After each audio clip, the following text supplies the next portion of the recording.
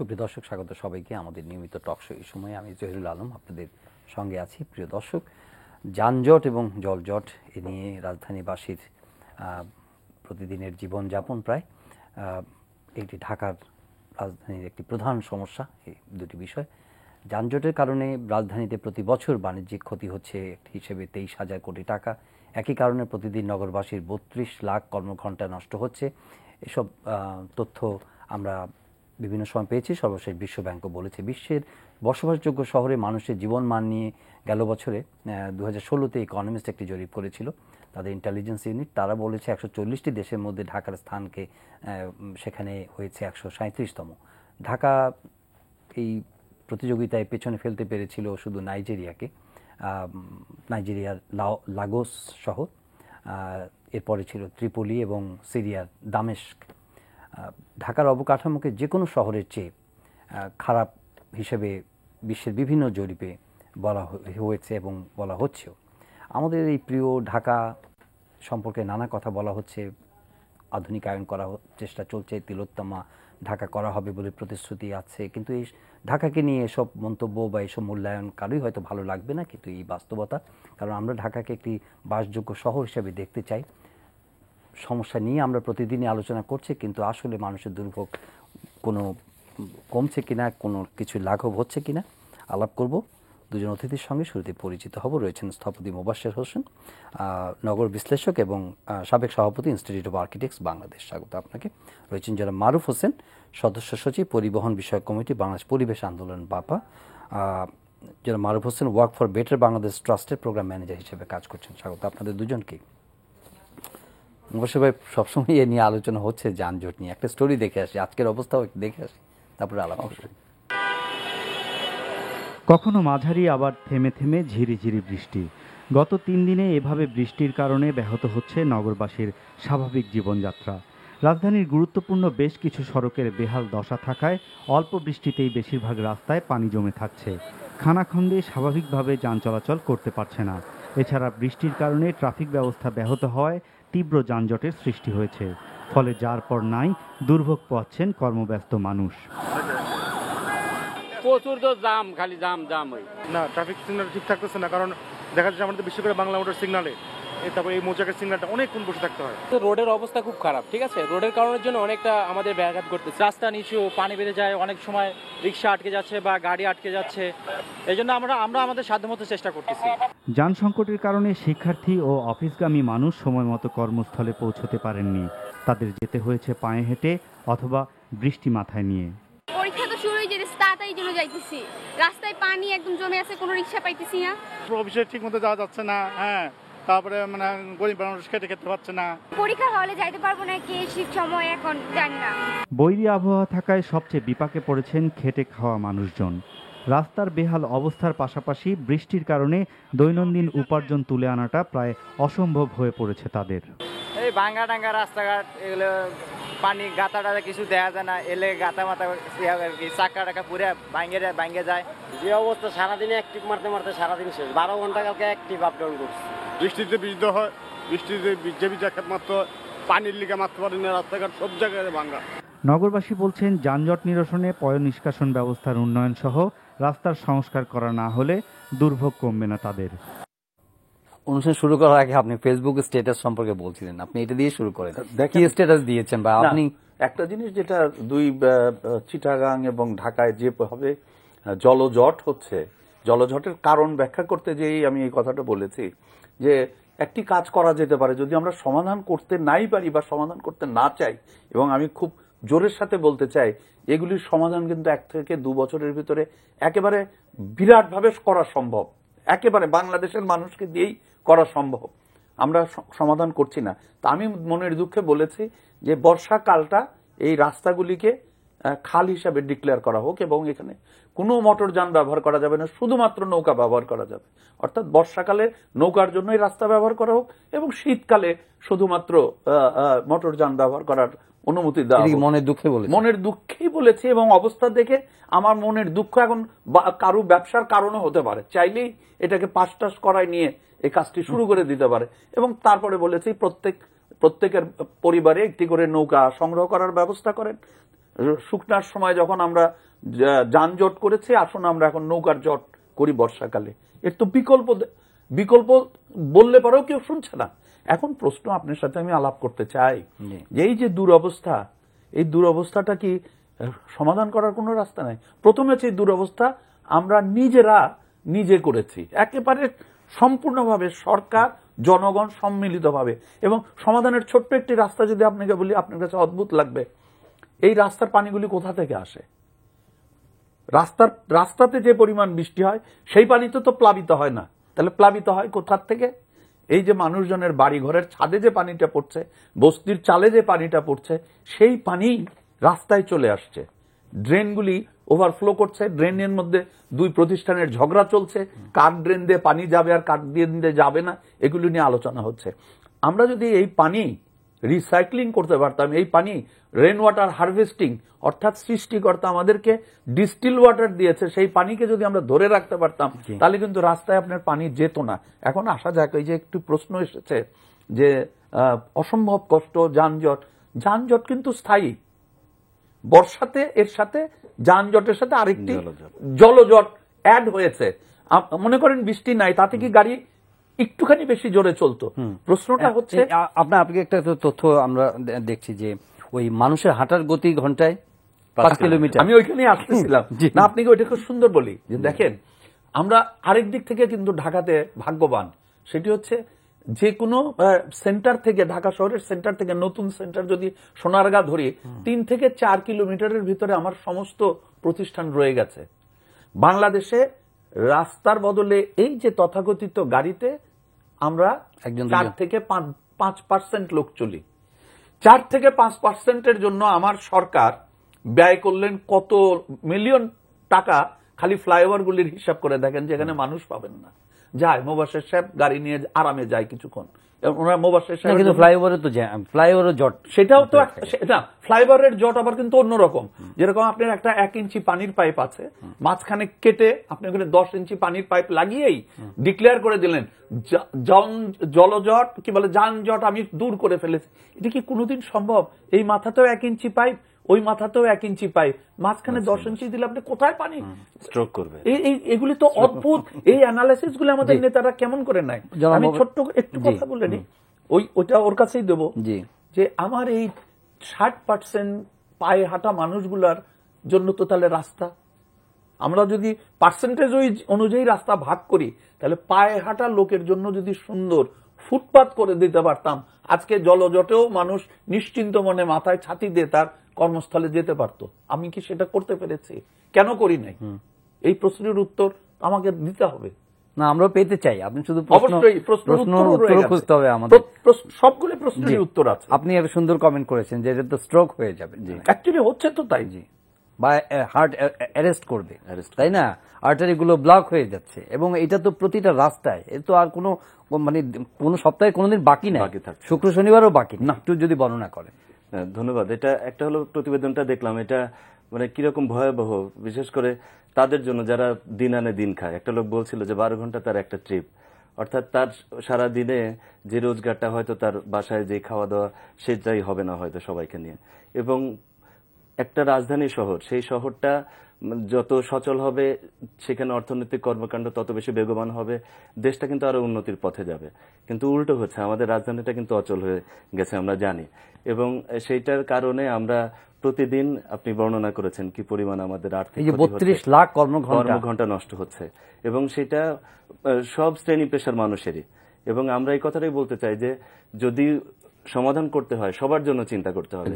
শুধুমাত্র 5% যারা গাড়িতে চলছে তাদেরকে প্রায়োরিটি দিয়ে যখন হচ্ছে, যেমন ফ্লাইওভার গুলো করা হলো, আপনি দেখেন যে মগবাজারের এই ফ্লাইওভারের কারণে এখন বাস ট্রাফিক ট্রানজিট, যেটা স্ট্র্যাটেজিক ট্রান্সপোর্ট প্ল্যান, আপনার 20 বছর মেয়াদী যেই পরিবহন যে কৌশলগত পরিকল্পনা, ওটাতে প্রথম যে ফেজে যেটা বলা ছিল বিআরটি করবে, এবং সেটা এখন হচ্ছে গাজীপুর থেকে আপনার কেরানীগঞ্জ ঝিলমিল পর্যন্ত। এখন বাংলাদেশে যে বিআরটি হচ্ছে সবচেয়ে বিশ্বের মধ্যে ব্যয়বহুল, প্রায় 200 কোটি টাকার উপরে পার কিলোমিটারে খরচ পড়ছে। কেন খরচ পড়ছে? কারণ হলো এটা এলিভেটেড করতে হবে, কারণ সারফেসে যাওয়ার মতো অবস্থা নাই। সব আপনার এখানে এলিভেটেড এক্সপ্রেসওয়ে করে বা ফ্লাইওভার করে এই জায়গাগুলোকে ব্লক করে দেওয়া হচ্ছে, এখন কনফ্লিক্ট হচ্ছে। তো এই জায়গাগুলো কিন্তু ফেজ বাই ফেজ গেলে এই ঝামেলা হতো না। আগে বিআরটি করতো, তারপরে আপনার মেট্রো রেল করতো, তারপরে প্রয়োজনে এলিভেটেড এক্সপ্রেসওয়ে করতো, এবং এভাবেই কিন্তু বিশেষজ্ঞরা সেভাবে সাজিয়েছিলেন এসটিপিতে। সেটা হয়নি। এবং স্যার যেটা বললেন যে হাঁটার যে জায়গাটা, এটাও কিন্তু এখানে ফার্স্ট প্রায়োরিটি দেওয়ার কথা বলা আছে অবজেক্টিভের মধ্যে। কিন্তু এদিকে আছে, হাঁটার ব্যবস্থা তো নাই। কিন্তু সেই জায়গায় কিন্তু আমি প্রায়োরিটি পাচ্ছে না। যেই জরিপ অনুযায়ী দেখছি যে 5 কিলোমিটার আমরা হাঁটতে পারি, আর গাড়িতে চলে 7 কিলোমিটার বেগে আসে। এখানে একটু কষ্ট করে তো হেঁটেই চলে আসে। না, এখানে একটা ছোট্ট তথ্য দেই, ও আরো ভালো বলতে পারবে। পৃথিবীর যত উন্নত দেশ বলা হয়, যেটা উন্নত দেশ, যে শহরে মানুষ সবচেয়ে বেশি হাঁটার সুযোগ পায়, অর্থাৎ উন্নত দেশে মানুষ একটা ইন্ডিকেটর। আরেকটা হচ্ছে ওই দেশগুলিকে যতই আপনি রিচ হন না কেন, আপনাকে হাঁটতে হবে, আপনাকে গাড়ি পার্কিং এ রেখে এসে হাঁটতে হবে, হাঁটার বিকল্প নাই। ফলে ওই জায়গাগুলিতে হাঁটার জায়গাগুলি আপনি এখান থেকে ফার্ম গেট হেঁটে যেতে পারবেন, কিন্তু সুযোগ থাকলে কিন্তু আমি আনন্দের সাথে হেঁটে যেতে পারতাম। আমি যদি সেরকম একটি ফুটপাথ পেতাম, ছাতি মাথায় দিয়ে চলে যেতাম। কই সিঙ্গাপুরে তো মাইলের পর মাইল হাঁটতে হয়, 2 মিনিট পর পর আমি ট্যাক্সিতে তো উঠতে পারি না, ওটা সম্ভব না, ট্যাক্সি পাওয়ার সম্ভব না। তো সমাধান কিন্তু রয়ে গেছে। বাংলাদেশের মানুষ এমনি হাঁটতে পারে, আর হাঁটাটা সব উন্নত দেশেরই একটা ইম্পর্টেন্ট পার্ট, যে এই দেশে এত লোক নিশ্চিন্ত মনে হাঁটতে পারে। না সেটা তো হেলথ রিজনে বলছেন, কিন্তু না না না না দৈনন্দিন কাজে, কিন্তু তার মানে এই না যে রাস্তা ট্রাফিক মানে ব্যবস্থা এরকমই থাকবে এবং হাঁটাটাকে সেই জন্য এনকারেজ করা হবে। ট্রাফিক ব্যবস্থা তো আমার যেহেতু 54% 60% লোক প্রতিদিন হাঁটে, তা আমি তো যখন জিনিস ভাগ করব তখন তো 54 জনের জন্য আগে করব। ভোটের সময় কার কাছে যায়? 2 জন বড় লোকের কাছে কি 1 বছর ধরে ভোট চায় না? 200 লোকের কাছে 2000 বার যায়। এই জিনিসগুলিও কিন্তু চিন্তা করতে হবে। ইলেকশনে আমি যাব এই 54%-এর কাছে, আর সার্ভিস দেবো আমি 2%-কে। এটি একটা অবাস্তব চিন্তা। জি স্যারের সাথে একটু যোগ করি, যদি আপনি এই ক্যালকুলেশনটা না করেন, যেমন পাবলিক ট্রান্সপোর্টে কত চলে, হেঁটে কত চলে, তাদের ফেসিলিটিটা প্রোভাইড না করেন, আলটিমেট কি হবে? তারা শিফট করবে কোথায়? হয়তো একটা প্রাইভেট ভেহিকেল নিয়ে নেবে, এবং নিয়ে কিন্তু যানজটে এসে বসে থাকবে।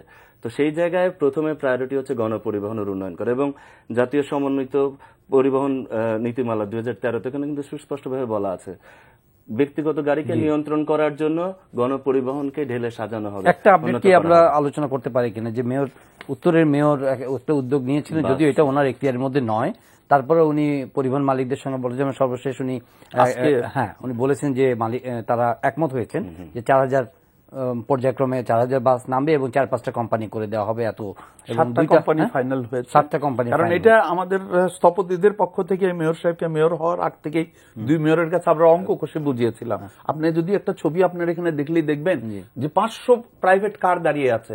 আমরা সোজা হিসাব ট্রান্সপোর্টের যে 2টা প্রাইভেট কার একটা বাসের জায়গা নাই। একটি বাসে ডবল ডেকার বাস যদি হয় প্রায় 90 জন ওই গাড়িতে উঠতে পারে, আর 2টি প্রাইভেট কারে ঠেলাঠেলি করলে 10 জন ওঠে। আমরা দেখেছি এক একটা গাড়িতে হাইয়েস্ট 2 জন মানুষ যায় প্রাইভেট গাড়িতে। তা আমি যদি বাস বসাই এই ঢাকা শহরের রাস্তা, হঠাৎ দেখা যাবে কি যে এত ফাঁকা কেন, হরতাল হয়েছে কিনা, ঠিক এই পর্যায়ে চলে যাবে। এখন এই ট্রান্সপোর্ট যেটার সিদ্ধান্ত নেওয়া হয়েছে, মেয়র সাহেব নিয়েছেন, মেয়র সাহেব আমিও কতগুলি মিটিং এ ওনাকে বাস্তবায়ন করতে বলা হয়েছে, যদিও না বাস্তবায়ন উনি একটা লিডিং রোল নিয়েছে।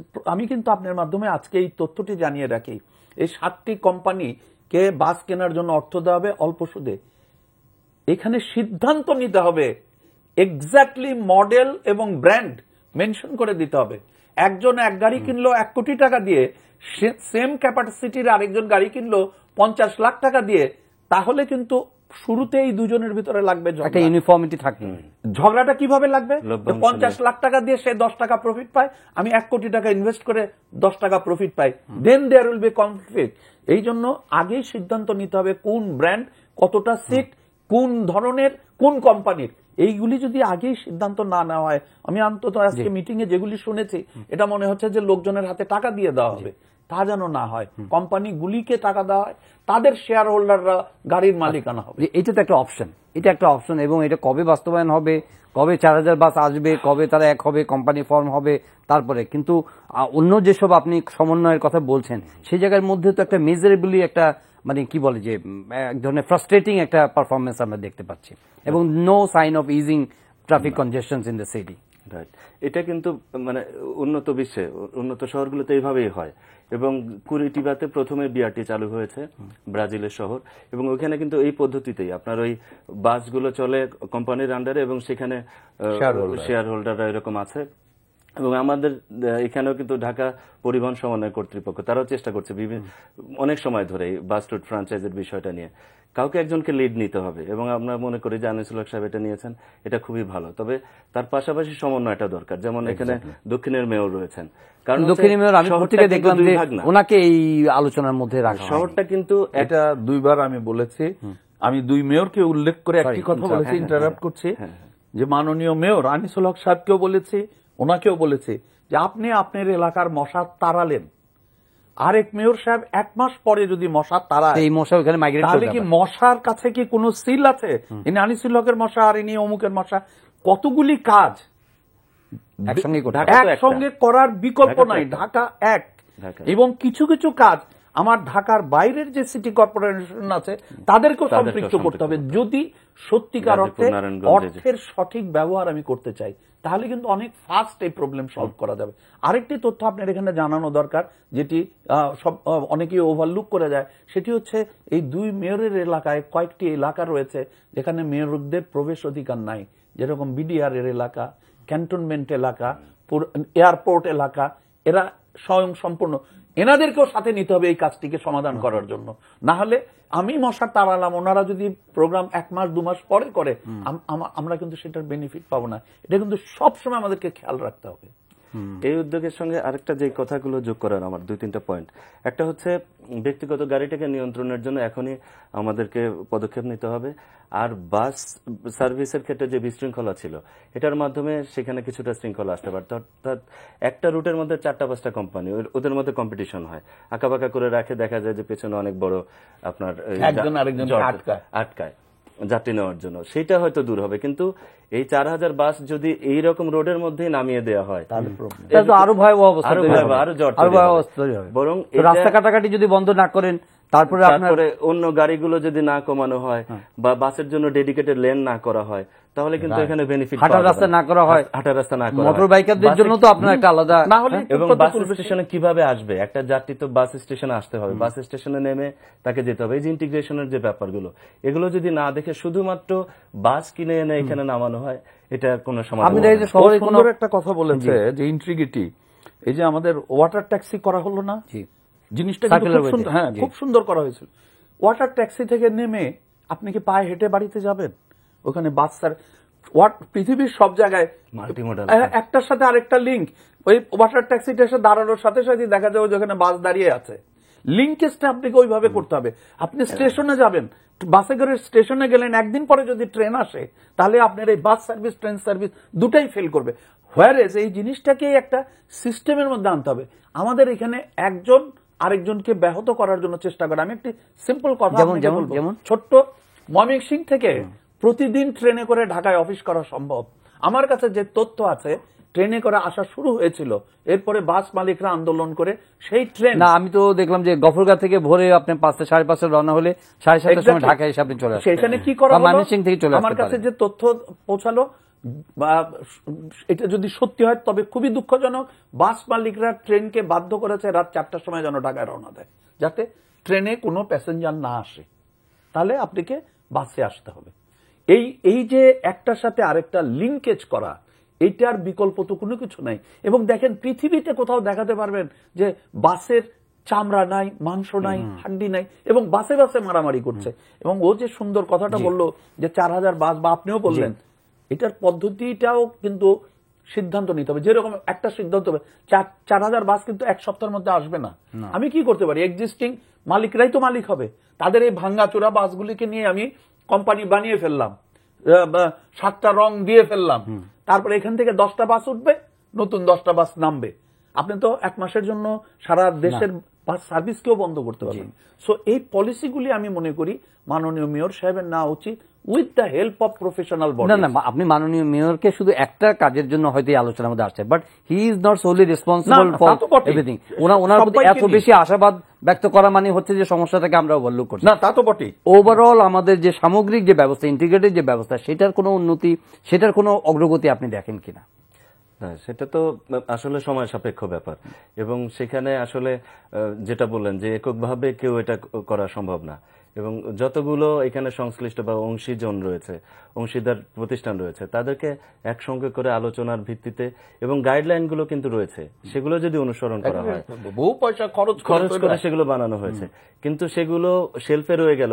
আর এখানে হঠাৎ হঠাৎ মনে হলো যে আমরা এটা একটা প্রকল্প করব, এটা আর একটা করব, এটা কিন্তু সমস্যা সমাধানের চাইতে আরো কিন্তু প্রকট করবে। এটা আমাদের লক্ষ্য রাখা দরকার। আরেকটা যে জায়গাটায় আমি বলতে যাচ্ছিলাম, স্যার যেটা দিয়ে শুরু করলেন, মানুষ কখন নাক দিয়ে তার খাবার নেওয়া হয়, যখন মুখ দিয়ে খেতে পারে না। নৌকাটা স্যার যেটা বললেন, এটা হতে পারে ব্যঙ্গ করে, কিন্তু প্রতীকী অর্থে বলেছে, কিন্তু নৌকা এখন রাস্তায় উঠে আসছে কেন? নৌকা চলাচলের যে জায়গাটা ছিল, খালটা, নদীটা, সেটা নষ্ট করে ফেলছে। তো মুখের কাছে এখন নাক দিয়ে খাবারটা যাচ্ছে। এই কথা এই জন্য বললাম, ঢাকায় যে সম্ভাবনা ছিল, যে সম্ভাবনাটা, সেটা হলো শুধুমাত্র চারদিকে নদী না, ভিতরে খালগুলো।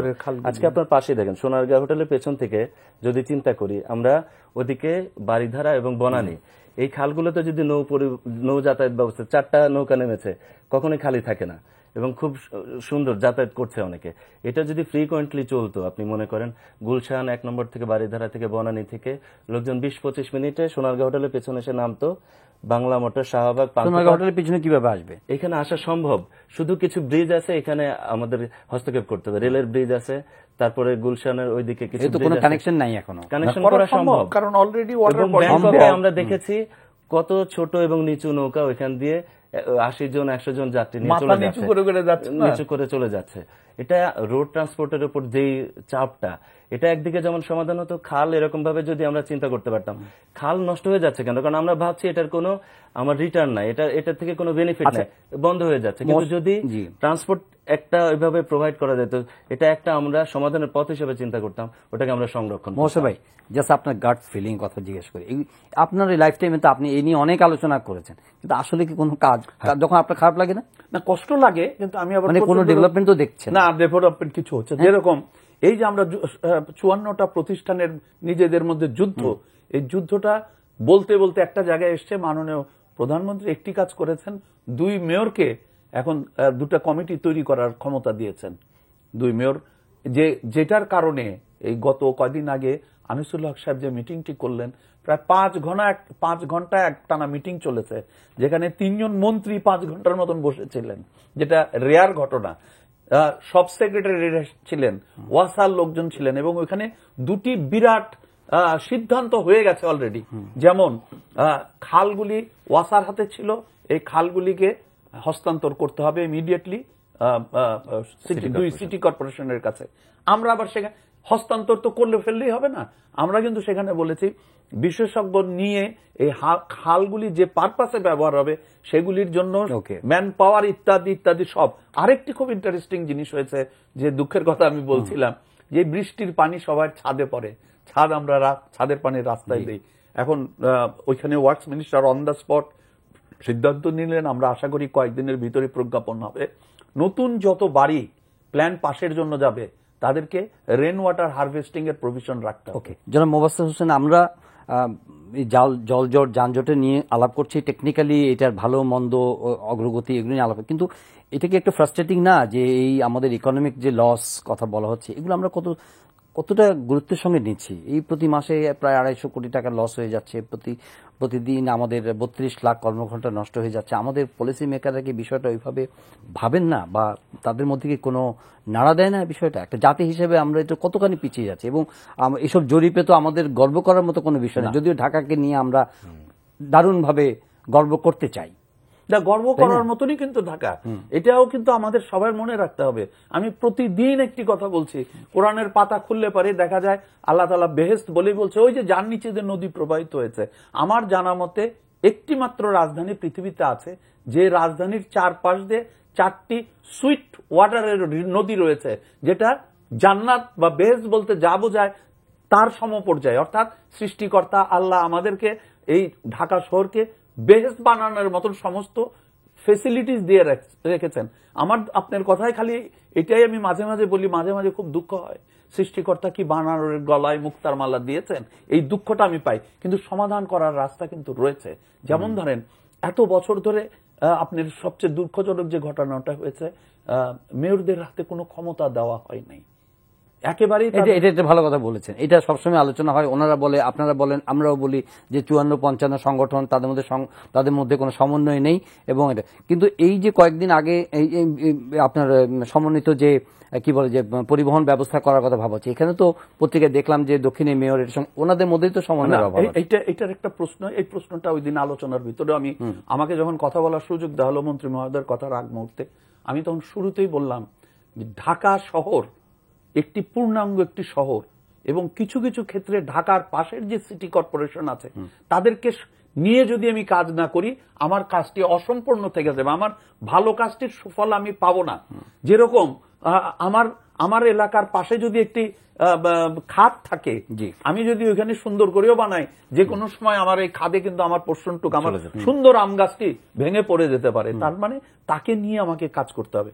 ওই দিন আমার কাছে খুব কষ্ট লেগেছে, যেটা ওই দিন আমি উপস্থাপন করেছি এবং মেয়ররা পরে স্বীকৃতিও দিয়েছেন, যে কিছু কিছু কাজ যেটা সমগ্র ঢাকাবাসীর জন্য প্রয়োজন সেখানে যেন উত্তর দক্ষিণ ভাগ করা হয় না, উত্তর দক্ষিণ ভাগ করে এটা করা সম্ভব না। যেরকম জলাবদ্ধতা আমি দক্ষিণে সমাধান করলাম, আর উত্তরের পানি এসে কি এখানে দাঁড়িয়ে থাকবে না আমি আনিসুল হকের ওখানে ঢুকবো না? এটা তো না। মশার বেলা তো একটু আগেই বললাম, এই ক্ষেত্রে ট্রান্সপোর্টের ক্ষেত্রে উত্তরা থেকে মতিঝিলে অনেকে আসে। আমি ওইটা এয়ারপোর্ট থেকে পোস্তগোলা যাবে, ওইখানে ওই কথা বলেছি যে দক্ষিণের বাস দক্ষিণের এলাকায় সিগন্যাল দেওয়া আছে, এটা দক্ষিণ, নেমে কি আমরা ওইখানে যাব? হাফ করে ওনার ভাঙ্গা বাসে উঠবো, উনি ভালো বাস দিলেন, তা না তো। ঢাকার বাস সার্ভিস সমগ্র ঢাকাকে নিয়ে করতে হবে। আমি মনে করি যদি এই কাজটি আমরা না করি সমন্বিতভাবে, বিশেষ করে দুই মেয়র যদি ইউনাইটেডলি কতগুলি কাজ না করে, তাহলে কিন্তু আমরা এটা সুফলের বদলে খারাপ ফলই পাওয়া শুরু করব।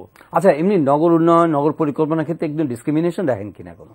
যেমন আমি জাস্ট একটু ইনস্ট্যান্টলি আমার মধ্যে প্রশ্ন আসলো, গুলশান, বনানী, বাড়িধারাতে ধরেন যেসব রাস্তা হয়েছে সুন্দর, প্রশংসনীয়, ভালো কোয়ালিটি, কি একই মানের একই কোয়ালিটির রাস্তা কি অন্যখানে কি করা হয়? সেটা কিন্তু আসলে লক্ষণীয় এবং আলোচিত। এটা করা হচ্ছে, এটা কিন্তু আমরা এরকমটাই দেখতে পাচ্ছি। একটা হলো যে গুলশান বা ওই এলাকার হয়তো ব্যবসায়ী মহল বা অনেকে তারা হয়তো অংশগ্রহণ করছেন উন্নয়নের ক্ষেত্রে, সিসি ক্যামেরা লাগানো, রাস্তাঘাটের উন্নয়ন, কিন্তু তার মানে এই না যে শুধুমাত্র ওই জায়গাটা কনসেন্ট্রেশন থাকবে, কারণ সবার ভোটে কিন্তু মেয়র নির্বাচিত এবং সবাইকে দেখভাল করার দায়িত্ব এবং রাষ্ট্রের সেই জায়গাটা, এবং সেইভাবে কিন্তু ইকুয়ালি ডিস্ট্রিবিউশন এবং ইকুয়ালি এই জায়গাগুলো উন্নয়ন করা দরকার। তাহলে কিন্তু লোডটাও কমে যায়, সবার কিন্তু গুলশানের দিকে চোখ থাকবে না, তখন কিন্তু একজন লোক মিরপুরে বাস করার জন্য আগ্রহী হবে, যাত্রাবাড়িতেও বাস করার জন্য আগ্রহী হবে।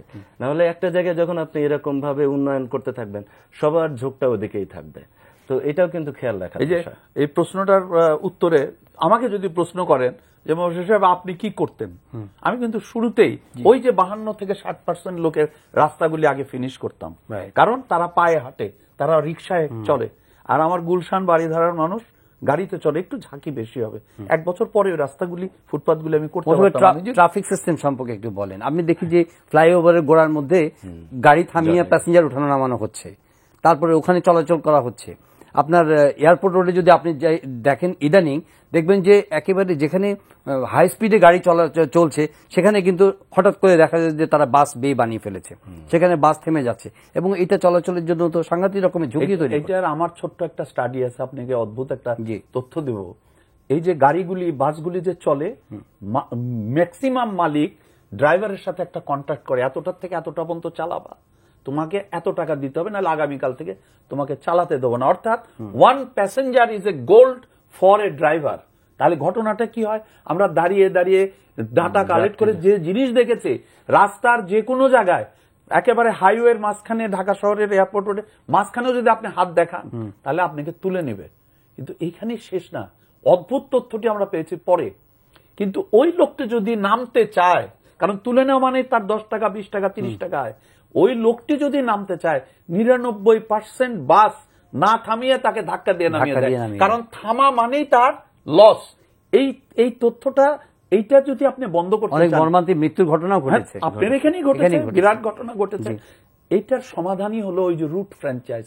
যখন একটি কোম্পানিতে গাড়ি চলে আসবে, লাল রঙের বাস, এই প্রতিযোগিতা থাকবে। আমি একটু সিম্পল বলে দিই সাধারণ মানুষের জন্য, লাল রঙের বাস, আপনি টিকিট কিনবেন লাল বাসের, একটি লাল বাস বাস স্ট্যান্ডে এসে দাঁড়ালো, পিছনে যদি আরেকটি লাল বাস আছে, সামনের লাল বাসটি প্যাসেঞ্জার ছাড়াই সে চলে যাবে, পিছনের বাসকে সুযোগ দেবে।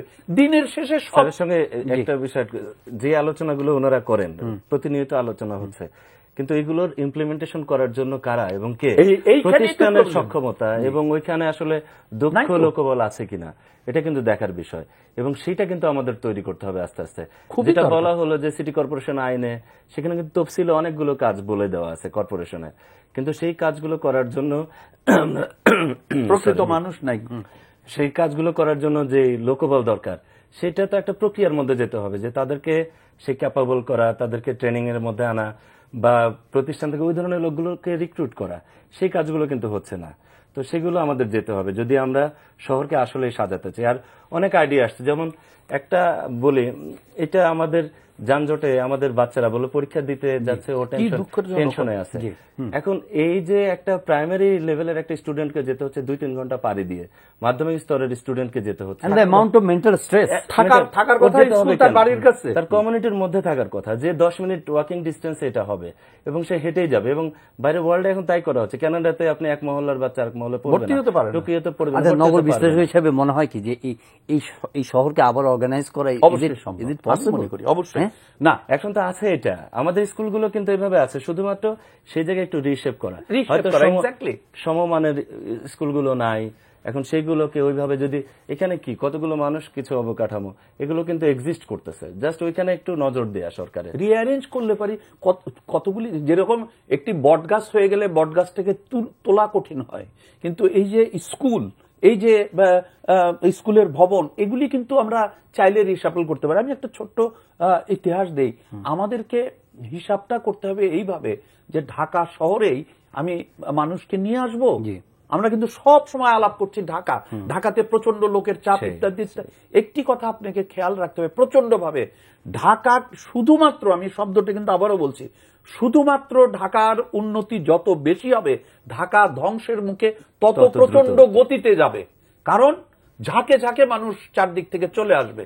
অর্থাৎ এটা প্রতিবার বলি, আবার আপনাকে বলি, ঘরের মাঝখানে একটি মিষ্টি রাখলে পারে এই বাড়ির সমস্ত পিঁপড়া, শুধু না আশেপাশের বাড়ি থেকেও পিঁপড়া এই মিষ্টিটি খেতে আসবে। এই মিষ্টিটিকে যদি 20 বা 30 অংশে ভাগ করে সারা বাড়িতে আমি ছিটিয়ে দিয়ে রাখি, আমি কিন্তু একটি পিঁপড়াকেও দেখতে পাবো না। আমাকে কি করতে হবে? ঢাকাতে মানুষের আশা আগ্রহটাকে কমিয়ে দিতে হবে। দুটি পদ্ধতি আছে পৃথিবীতে। ডিস্টেন্স এখন মাপা হয় সময় দিয়ে। আমার এখান থেকে যদি ঠাকুরগাঁয়ে যেতে 1.5 ঘন্টা সময় লাগে, আর গুলশানে যেতে লাগে 2.5 ঘন্টা সময়, তো 1.5 ঘন্টা সময় লাগলে কোনো পাগল ঢাকায় থাকবে না প্রতিদিন ঠাকুরগাঁ থেকে এসে ঢাকায় অফিস করবে? যদি ঢাকাতেই তার অফিস করতে হয়, আমরা ওর চেয়েও বেশি করতে চাই। ঢাকাকে যদি আমি ডিসেন্ট্রালাইজ করি, কতগুলি জায়গাকে যদি ডিভিশনাল হেডকোয়ার্টারে নিয়ে যায়, সেই ডিভিশনাল হেডকোয়ার্টারের উন্নতি হবে, সেখানে উন্নত মানের স্কুল হবে, উন্নত মানের হেলথ সেন্টার হবে, এবং সিকিউরিটির ব্যবস্থা করে সবচেয়ে কর্মসংস্থান অটোমেটিক ডেভেলপ করবে। এবং আমরা যে তথ্যটি পেয়েছি সেটা আরো দুঃখজনক। আমরা দেখেছি প্রত্যেকটি জেলা শহরে ডিসি সাহেব, এসপি সাহেব এবং জজ সাহেব, এই 3 জন ওই এলাকায় তার পরিবার পরিজন নিয়ে থাকতেন। ওই স্কুলগুলি ওইখানে ওইভাবে ডেভেলপ করেছে, জেলা স্কুল ইত্যাদি ইত্যাদি। এখন আপনি যদি যান, বোধহয় 80% পাবেন না। ওনাদের ফ্যামিলি থাকে ঢাকায়, আর ওনারা অফিস করেন ওইখানে। তার মানে বিলঙ্গিংসটা তৈরি হয় না। আমরা ডিভিশনাল হেডকোয়ার্টার গুলিকে যদি উন্নত করি, ডিসেন্ট্রালাইজ করি, আলটিমেটলি আমাকে অনেকগুলি ঢাকা বানাতে হবে। বানাতে পারলেই, এবং বানানো সম্ভব। আমাকে বলেন না যে নৌ পরিবহন মন্ত্রণালয় ঢাকায় কেন, নেভাল হেডকোয়ার্টার ঢাকায় কেন, এগুলি ছড়িয়ে দিতে পারি। আমরা শেষের দিকে জনাব মারুফ, আপনি যদি আপনার অনেকদিন ধরে গবেষণা করছেন, কাজ করছেন, এক্ষেত্রে 3টে রেকমেন্ডেশন দেন বা 5টা রেকমেন্ডেশন দেন বলে সমাধান করার। হ্যাঁ, সমাধানের প্রথমত স্যার যে বিষয়টা বলছিলেন, যে একটা হলো বিকেন্দ্রীকরণ দিকে আমাদের যেতে হবে, অন্যান্য শহরগুলোকে আমাদের উন্নত করতে। উন্নত বলতে কি, কতগুলো মানদণ্ড, যেখানে শিক্ষা, স্বাস্থ্য বা কর্মসংস্থানের সুযোগ সুবিধা তৈরি করা। ঢাকা শহরের ভিতরে আমাদেরকে যেটা প্রায়োরিটি দিতে হবে, গণপরিবহন, তার সাথে উন্নত হাঁটার ব্যবস্থা, সাইকেলিং এর সুবিধা, এবং ব্যক্তিগত গাড়ি। মোটরসাইকেল খুব পপুলার হয়ে উঠছে, পাঠাও চালু হয়েছে, কিন্তু তারা চলার রাস্তা, মোটরসাইকেলও লাগবে না। আপনি যদি ঢাকার যে রাস্তা এবং ফ্যাসিলিটিস আছে, 80% লোক সাইকেল চালানো শুরু করবে। কেন আমি বলছি, ঢাকা একটি ক্যাপিটাল যা 3 থেকে 4 কিলোমিটারের মধ্যে সব রয়ে গেছে জি সেন্টার থেকে। ওকে, আমরা রেকমেন্ডেশন শুনে শেষ করব। আর যে কথাগুলো বলছিলাম, ব্যক্তিগত গাড়িটাকে নিয়ন্ত্রণ করা, নৌ পরিবহনটাকে এটার সঙ্গে ইন্টিগ্রেট করা, অর্থাৎ একটা বহুমাত্রিক পরিবহন ব্যবস্থা গড়ে তোলা, এবং এটা করার জন্য অন্যান্য স্বপ্ন যেগুলো আছে মেট্রো রেল বা আদার্স এগুলি থাকবে থাকবে, এগুলি কিন্তু আগে এটা যখন বাস্তবায়ন করবেন তখন তো ট্রাফিক সিস্টেম আরো নাজুক হয়ে ফেজ যাবে। বাই ফেজ যেতে হবে। এবং সেখানে স্যার যেটা বলেন ডিস্ট্রিবিউশনটা, রোড যদি গণপরিবহনে 50% হয় তাহলে তার, এবং এখানে একটা প্রাসঙ্গিকভাবে একটা কথা বলতেই হচ্ছে, মেট্রো রেলের কথা আসলো, এই ধরনের অবকাঠামো হওয়ার পরে বাসের শেয়ার কিন্তু অনেক বেশি থাকবে, প্রায় 50% বাসে যাতায়াত করবে।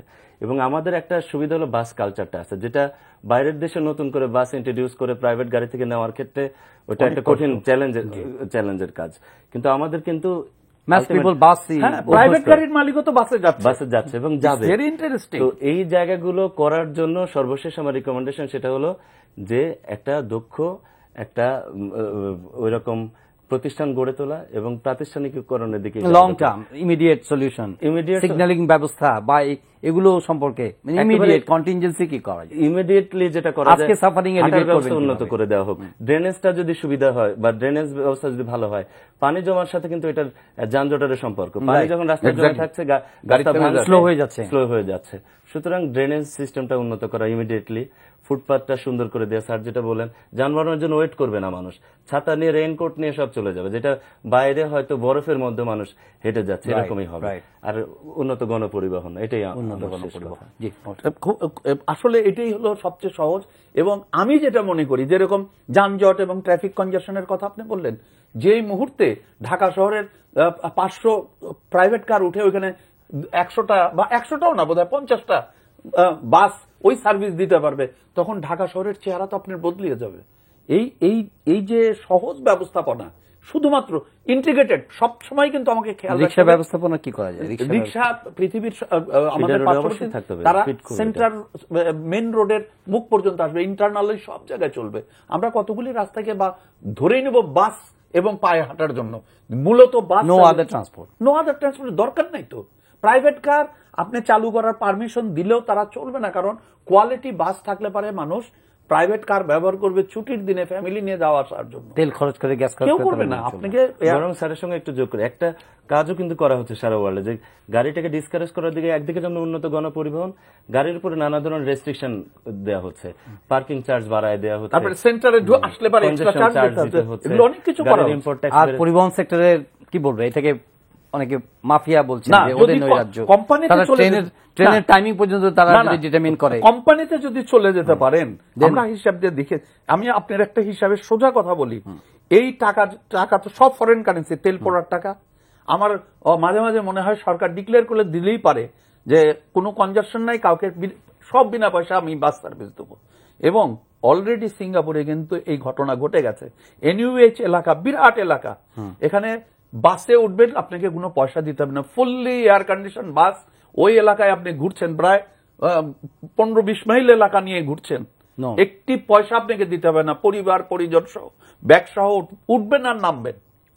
তাহলে পুরো শেড দিয়ে দেওয়া হচ্ছে, বৃষ্টি হয়। তার মানেটা হচ্ছে, হিসাব করে দেখেছে প্রাইভেট গাড়িতে যে তেল পড়ে যে পলিউশন হয়, এটা এইখানে সরকার ইনভেস্ট করে তার চেয়ে বেশি প্রফিট করে নিয়ে আসে। আপনি তো সোজা হিসাব দিলেন, ম্যান আওয়ার এবং তেল পোড়া, এইটাকে যদি হিসাব করেন তো ওই আলটিমেটলি প্রত্যেক মানুষকে বোধহয় একটা করে গাড়িও কিনে দেওয়া সম্ভব, এই টাকাকে যদি আপনি উল্টা করে নিয়ে আসেন। তাহলে আমরা তো এই জায়গায় ভুল করছি, আমাদের প্রত্যেকটা জায়গার বাধাটা হচ্ছে অন্য জায়গায়। ফ্লাইওভার কেন হয়েছে আমরা তথ্য নিয়ে দেখেছি, এক মন্ত্রণালয় আরেক মন্ত্রণালয়কে জানতে দেয় নাই, কারণ ফ্লাইওভারের কমিশন যেন আমার মন্ত্রণালয় লোকের কাছে থাকে, ওই মন্ত্রণালয় যদি টের পেয়ে নিয়ে নেয়, না হলে পৃথিবীর কোথাও একটি কোঅর্ডিনেশন নাই, পৃথিবীর কোনো, আপনি তো ওই যে বললাম মেট্রো রেল যেতে পারে না, তারপরে র্যাপিড ট্রানজিট যেতে পারে না, সব হয়ে গেছে। আমরা কোঅর্ডিনেটেড ওয়েতে, ওই যে ও যে কথাটা বললো, একটা সেল যদি সরকার বানায়, উপদেষ্টা সেল, আমরা কিন্তু বেশ কষ্ট সহিষ্ণু, কিন্তু আমরা কিন্তু অভ্যস্ত, আমরা অভ্যস্ত হয়ে যাচ্ছি, আমাদের 32 লাখ কর্মঘণ্টা চলে যাচ্ছে, still we are fine, as if we are fine. আমরা ডিসেন্ট্রালাইজ করা এবং র্যাপিড ট্রানজিটের সাথে বাসের যদি আমরা ইয়েটা করতে পারি, এই যে কয়েকটা কোম্পানি করে ফেলতে পারি, সত্যিকার অর্থেই যদি করতে পারি, আমি আবারও বলবো এবং বিশেষজ্ঞ নিয়ে করা। Okay. কিন্তু আমরা বলেছি, আর ওনারা যদি নিজেরা করে ফেলে তাহলে কিন্তু সমাধান হবে না। বাংলাদেশে Okay. অনেক এক্সপার্ট রয়ে গেছে। ধন্যবাদ জনাব মোবাশ্বের হোসেন, ধন্যবাদ জনাব মারুফ রহমান স্টুডিওতে আসার জন্য। প্রিয় দর্শক, আজকের অনুষ্ঠান এখানে শেষ করছি। সবাই ভালো থাকবেন, দেখা হবে আবারও পরের অনুষ্ঠানে। আর অনলাইনেও দেখতে পারেন এই অনুষ্ঠানটি, দেখুন www.ntvt.com।